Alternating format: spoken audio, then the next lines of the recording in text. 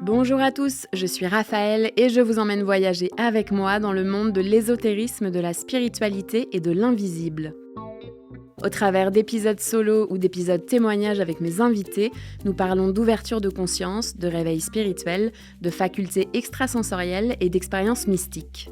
Et vous trouverez également des épisodes spéciaux astrologie où je vous décrypte l'actualité du ciel. Pragmatiques ou non, soyez les bienvenus dans le podcast Les Mondes Subtils. Bonjour à tous, bienvenue dans ce nouvel épisode astro du mois de septembre. J'espère que vous avez passé un bel été, que vous avez pu en profiter, vous reposer. Je vous souhaite une rentrée douce et fluide, bien organisée comme l'aime la Vierge qui est à l'honneur ce mois-ci. On va beaucoup parler d'elle dans cet épisode, préparez-vous. Et là, c'est la rentrée, on reprend le boulot, les enfants retournent à l'école, on retrouve un rythme. Je trouve que c'est toujours une période de renouveau, la saison de la Vierge, c'est un nouveau point de départ, un moment propice pour instaurer ou essayer de nouvelles choses, prendre de nouvelles habitudes. Donc cette saison de la Vierge a commencé le 22 août, on a eu une nouvelle lune en Vierge dès le lendemain. Et dès ce début de mois de septembre, là, on rentre direct dans la saison des éclipses avec une éclipse en Poisson le 7 septembre et une éclipse en Vierge qui aura lieu en fin de mois, le 21 septembre. Donc, vous l'aurez compris, l'archétype de la Vierge est extrêmement fort en ce moment, ce qui veut dire que la maison astrologique dans laquelle se trouve la Vierge chez vous est fortement activée. Et au programme de cet épisode, donc je vais vous parler en détail du signe de la Vierge, comme à chaque épisode d'Astro. Donc la Vierge, son énergie, son archétype, ses traits, c'est pour moi le signe du zodiaque le moins bien compris.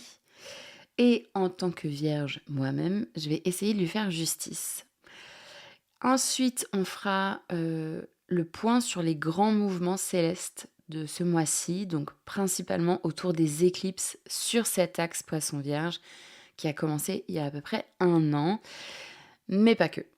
Donc le signe de la Vierge, c'est un signe mutable parce qu'il se trouve entre 2 saisons, entre l'été et l'automne. Il est imprégné en fait de ces 2 énergies, donc il y a une dualité qui est inhérente à ce signe. Et c'est pour ça d'ailleurs qu'on parle souvent de cette dualité Vierge folle, Vierge sage. C'est un signe yin dans l'introspection, c'est un signe féminin, c'est un signe de terre, comme le Capricorne et le Taureau. Et la Vierge, c'est un signe qui est régi par la planète Mercure, planète de la communication, des échanges et du commerce. C'est l'image de la jeune Vierge, c'est l'image de la déesse qui porte une gerbe de blé.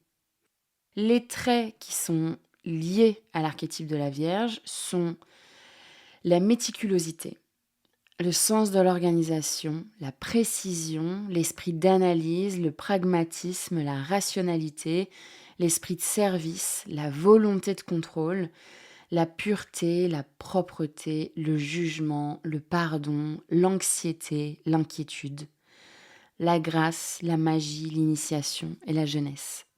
Et en fait, avec la saison de la Vierge, il y a l'idée du passage, du rituel, de l'initiation. Parce que c'est le moment de l'année où on est encore dans la lumière de l'été et où on s'apprête à entrer dans l'obscurité. Les journées vont se raccourcir et les nuits se rallonger.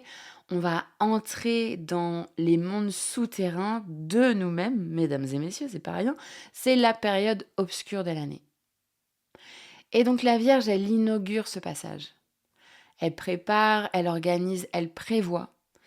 Il y a un rite initiatique qui se passe avec l'équinoxe d'automne où elle s'apprête à affronter le jugement avec le signe de la Balance qui va lui succéder.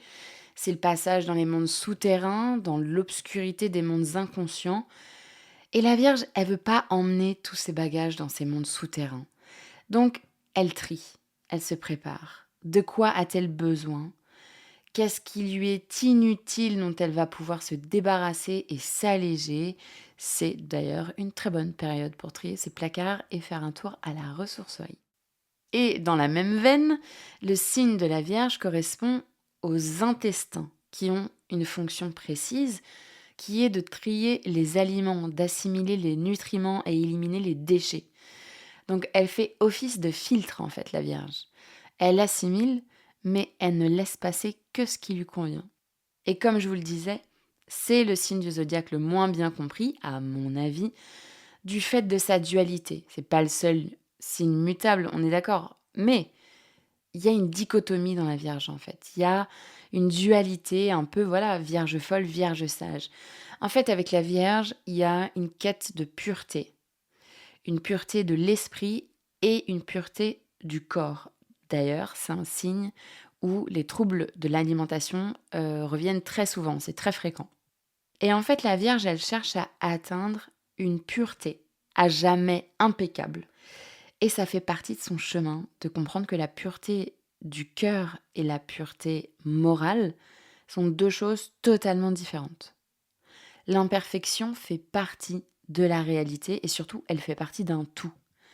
Cette dualité est à intégrer. C'est comme comment atteindre l'état pur si on n'a pas plongé dans l'obscurité, si on ne s'est pas sali. L'ombre, en fait, c'est pas notre ennemi, c'est une partie de nous qui a soif de lumière. Et la Vierge est une perfectionniste. Souvent, c'est pas assez bien pour elle. Elle ne se repose jamais sur ses lauriers. La Vierge, elle aime travailler, elle aime beaucoup travailler, elle aime se sentir utile, se dépasser au travail et dans les tâches à accomplir.